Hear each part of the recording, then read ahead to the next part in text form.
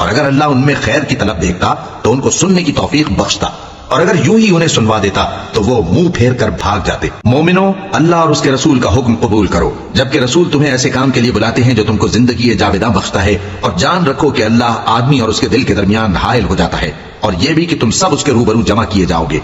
और उस फितने से डरो जो खुसूसियत के साथ उन्हीं लोगों पर वाक़ न होगा जो तुम्हें गुनाहगार हैं, और जान रखो कि अल्लाह सख्त अजाब देने वाला है। और उस वक्त को याद करो जब तुम जमीन मक्का में कलील और ज़ईफ समझे जाते थे और डरते रहते थे कि लोग तुम्हें उड़ा न ले जाएं, यानी खत्म न कर दें।